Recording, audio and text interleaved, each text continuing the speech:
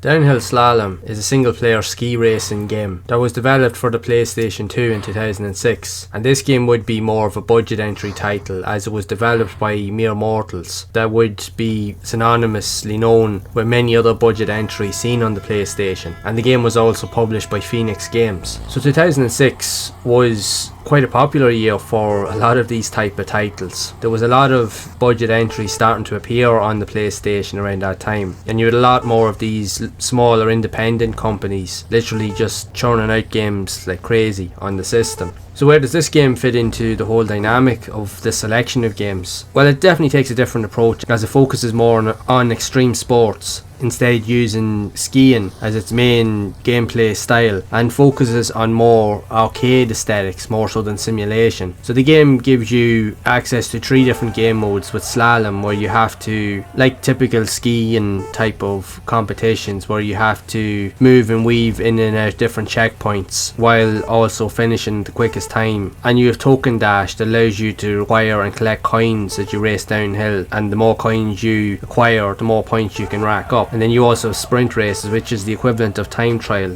so you have to get to the end of each course in the quickest possible time. So the game itself, even regarding with the 3 modes, there's only a handful of courses that are on offer, but each course is somewhat changed slightly with different elements added in depending on the game mode that you end up choosing. But how does the game play overall? Well, the game itself, all the while the concept seems simple enough, it is a tricky game to master. Like, you do have to remember that this is a budget game after all, so it does come with its own caveats and gripes and even issues therefore, and this game is no exception to that. And this game, the control system in it, while it does have some good ideas and it does have some fairly decent graphics, but it's not as well executed as it could have been, as the controls are very clunky. It just, the animations, even the draw distance can be very apparent. The controls, more to the point, are very difficult to master and can be quite frustrating to the majority of players, and you can definitely know by the visual aesthetics that it definitely feels and even plays like a budget game, as the animations on the characters just feel very awkward and just downright clunky for the most part. And even the collision detection, especially if you get close to a certain environmental hazard, like even a rock for